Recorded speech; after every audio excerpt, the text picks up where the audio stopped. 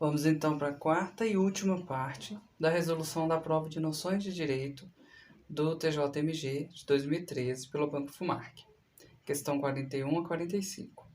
Questão 41. A Declaração Universal dos Direitos Humanos, adotada e proclamada pela Resolução 217-A da Assembleia Geral da ONU em 10/12/1948 e assinada pelo Brasil na mesma data, representou o repúdio direto das ideologias que tinham por princípio o desprezo e o desrespeito pelos direitos do homem.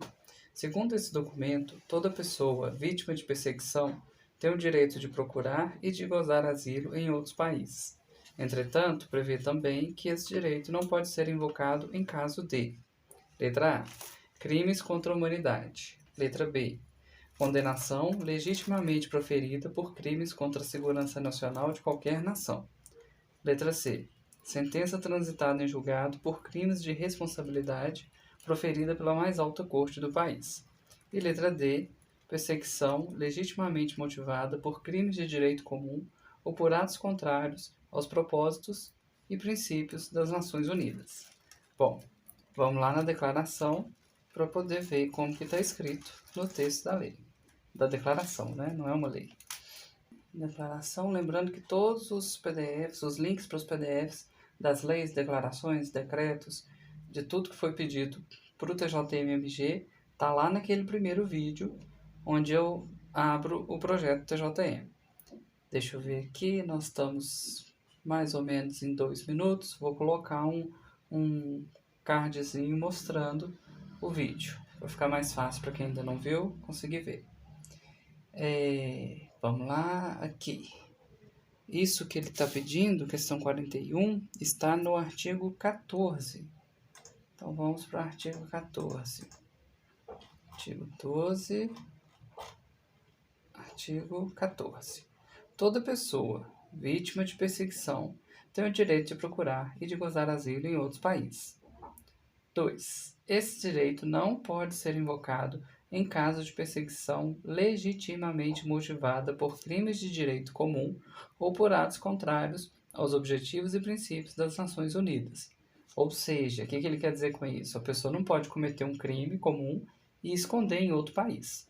Geralmente, esse caso de asilo, né, é para motivos políticos, crimes políticos. Igual a gente vê aqui no Brasil, quando o Brasil dá asilo. Então, aqui, ó. Letra D, perseguição legitimamente motivada por crimes de direito comum ou por atos contrários aos propósitos e princípios das Nações Unidas.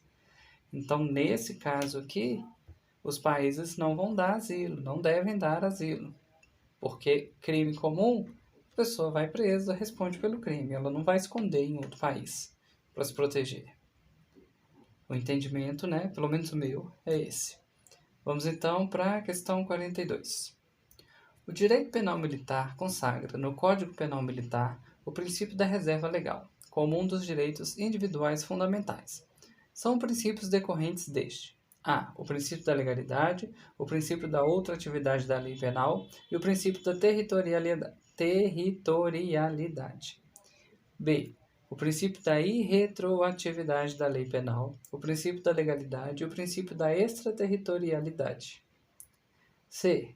O princípio da anterioridade da lei penal, o princípio da irretroatividade da lei penal e o princípio da retroatividade da lei mais benéfica ao réu. E D. Princípio da retroatividade da lei penal, princípio da aplicação da lei excepcional e princípio da legalidade. Bom, primeiro a gente tem que entender o que é a reserva legal, o princípio da reserva legal. Bom, o Código Penal Militar, ele não foi pedido no edital. No edital pede só noções, né, de direito penal militar. Mas eu baixei, ainda eu não pus lá na descrição do vídeo, porque eu não pedi no edital, mas posso colocar a partir de agora, né? O Código Penal Militar, ele veio pelo Decreto-Lei 1001 de 1969. E ele já começa falando de princípio da legalidade. Todo professor de direito repete isso para os alunos. Que é uma frase bonita, eles gostam de repetir. O artigo 1º, que é assim: não há crime sem lei anterior que o defina, nem pena sem prévia combinação legal. Então, não existe crime se ele não estiver definido na lei. Se você fizer alguma coisa que considerem criminosa, ninguém pode falar que é um crime se na lei não estiver falando que é um crime. Então, eles adoram esse pedaço. E esse princípio da legalidade, ele que dá a resposta lá para a nossa questão. A partir dele, vem a lei supressiva de incriminação, no artigo 2, que fala que ninguém pode ser punido por fato que lei posterior, ou seja, lei que veio depois, deixa de considerar crime, cessando, em virtude dela, a própria vigência da sentença condenatória e recorrível, salvo quando aos efeitos de natureza civil. Então, o que está falando? Se teve alguma conduta que era considerada crime e ela deixa de ser considerado crime, a pessoa que está pagando alguma pena baseado nisso, ela não precisa mais pagar, porque não é crime mais. E a retroatividade da lei mais benigna. A lei posterior, que, de qualquer outro modo, favorece o agente, aplica-se retroativamente, ainda quando já tenha sobrevindo sentença condenatória e recorrível. Ou seja, a pessoa praticou algum ato, foi condenado, e depois apareceu uma lei que é mais benéfica para essa pessoa. E ela agora vai ser julgada por essa nova lei, por ela ser mais benéfica. Então, é baseado nesse comecinho aqui do Código Penal Militar que se resolve aquela questão nossa lá da prova de noções de direito penal. Então, do princípio da reserva legal, são decorrentes. E aí a nossa resposta correta da questão 42 é a alternativa C. O princípio da anterioridade da lei penal, o princípio da irretroatividade da lei penal e o princípio da retroatividade da lei mais benéfica para o réu. Então, letra C é a nossa resposta correta e de acordo com o gabarito. Vamos então para 43. 43 volta para a Lei 8666. Então, a Lei 8666 é importante, é bom a gente estudar. Caiu muito em 2013, pode ser que caia agora em 2021 também. Muito, né? Igual caiu. A Lei 8666 de 93 prevê, para o processo e julgamento dos crimes licitatórios, que, recebida a denúncia e citado o réu, terá este o prazo de 10 dias, 15 dias, 20 dias, 30 dias. Aí fala, né? Para apresentação da defesa escrita, contada da data do interrogatório, apresentação da defesa escrita, e letra D, apresentação, tudo defesa escrita. 10, 15, 20, 30. Então, na Lei 8666, essa parte vai estar, nossa resposta vai estar no artigo 104. Dá para ler, mas como está todo riscado assim, quer dizer que ele foi revogado. E ele foi revogado pela Lei 14.133 de 2021, que é a nova lei de licitações. Então, na época dessa prova, 2013, o que responderia a essa questão era esse artigo 104. Recebida a denúncia, citado o réu, terá este o prazo de 10 dias. Então, a nossa resposta seria, letra A, 10 dias. Isso em 2013, quando foi feita essa prova. Agora, que já tem a lei que revogou e tal, vamos ver a lei nova. A lei nova é a 14.133, que consta lá no nosso edital, que ela é a nova lei de licitação. Na 14.133, aí sim são os artigos 157 e 158. Na aplicação da sanção prevista no inciso 2 do 156, inciso 2 do 156, o que tem lá? É multa, tá falando de multa. As multas serão aplicadas... Tá, vamos para o 157. Então, o prazo na lei nova mudou para 15 dias. Aqui ele fala, né, de defesa escrita, 15 dias. Aqui também 15 dias. Vamos então para 44. Tá acabando.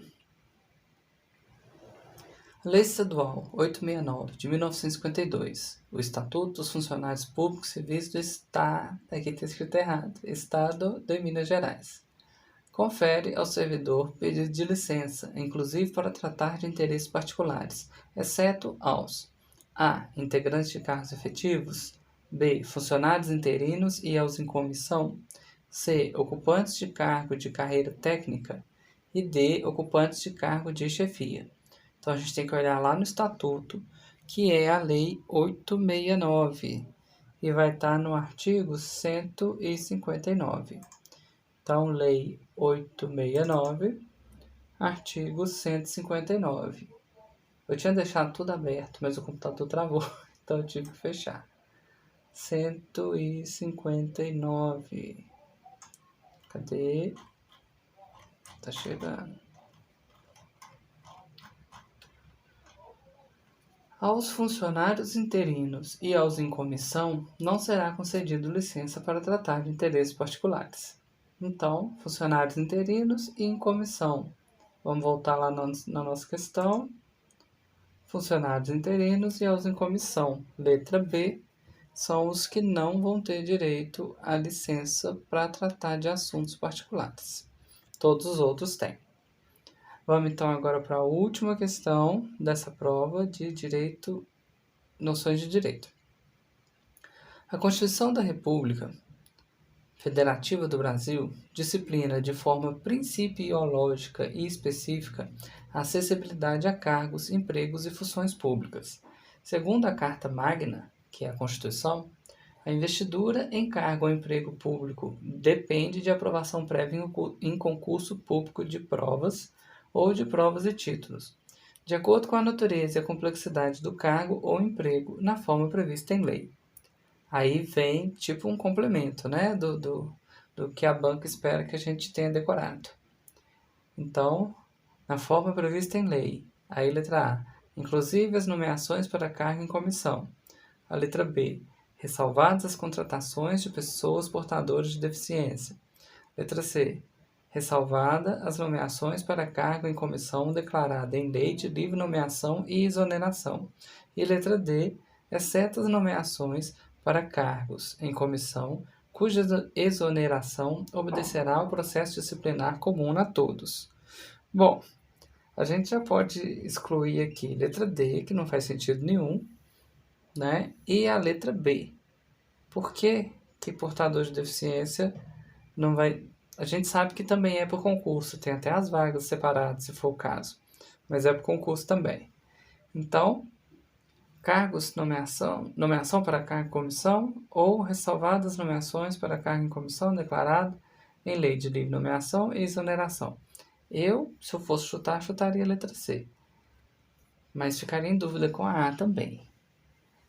Então, vamos na lei, que é a Constituição.